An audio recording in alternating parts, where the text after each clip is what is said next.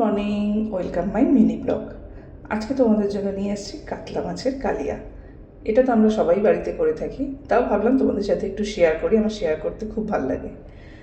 So ফার্স্টে আমি কী করলাম, মাছটার মধ্যে নুন, হলুদ আর সামান্য একটু সাদা তেল মাখিয়ে রাখলাম। এক্ষেত্রে তোমরা কিন্তু এখানে সরষের তেলও ব্যবহার করতে পারো।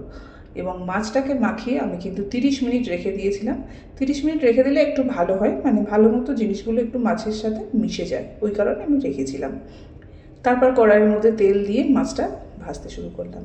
মাছ ভাজা হয়ে যাওয়ার পর ফোড়নে আমি দিয়ে দিলাম হচ্ছে জয়িত্রী, এরপর দেবো হচ্ছে এলাচ, তারপরে হচ্ছে দারচিনি, আর দেবো একটু লবঙ্গ।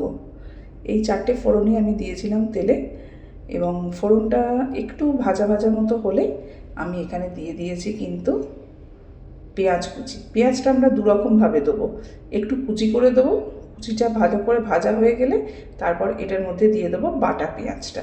এই যে এবার এটার বাটা পেঁয়াজটা দেওয়ার পর এর মধ্যে যে সাধারণ মশলাগুলো লাগে সেগুলো দিয়ে দেবো, যেমন হলুদ, তারপর দেবো ধনে গুঁড়ো, জিরের গুঁড়ো, কাশ্মীরি লঙ্কার গুঁড়ো, সব কিন্তু দেখো আমি একে একে কিন্তু দিয়ে দিচ্ছি। এই দেখো কাশ্মীরি লঙ্কা, এটা দিয়েছি আমি কালার হওয়ার জন্য, কালারটার জন্য এটা দিয়েছি। দিয়ে ভালো করে মশলাটাকে মিশিয়ে নেব। আর দেবো হচ্ছে একটুখানি অল্প করে চিনি, কালিয়াতে চিনি না দিলে কিন্তু ভালো লাগে না।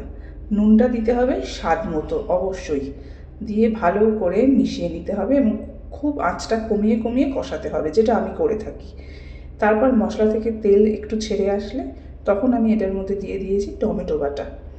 আর টমেটো বাটাটা দেওয়ার পর আরেকটু নেড়ে নেবো, যতক্ষণ না টমেটোর কাঁচা গন্ধটা কিন্তু যাবে, ততক্ষণ পর্যন্ত আমি এটাকে কষাবো। এবং আমি কিন্তু আবারও বলছি, গ্যাস কমিয়ে আস্তে আস্তে কষিয়েছি যাতে রান্নাটা ভালো হয়। তারপর আমি দিয়ে দিলাম টক দই।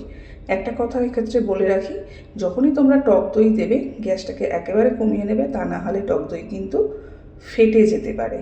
ঠিক আছে, টক দইটা দেওয়ার পরে আমি খুব ভালো করে মশলাটা একদম খুব সুন্দরভাবে মিশিয়ে নেবো, যাতে পুরো মশলাটা মিশে যায়। দেখো আমি কীরকমভাবে মেশাচ্ছি, ঠিক এইভাবে মিশিয়ে নেবো। নিয়ে বেশ কিছুক্ষণ একটুখানি এটাকে কষাবো অল্প ইয়েতে, বেশ কিছুক্ষণ বলতে খুব বেশি টাইম নয়, কিন্তু দেখবে তেল ছেড়ে আসবে যখন গা থেকে, ততক্ষণ অবধি কষাতে হবে এটাকে। আর কষাবে যখন, এটাকে অবশ্যই গ্যাসটা কমিয়ে কষাবে।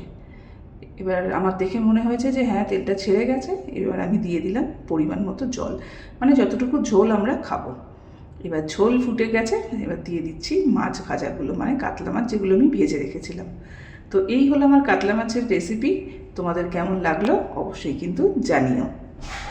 ও, একটা জিনিস তো বলতে ভুলেই গেছি, নামানোর আগে কিন্তু একটু ধনেপাতা অবশ্যই দেবে, যেটা এই মাছের ঝোলটা স্বাদটা আরও বাড়িয়ে দেবে।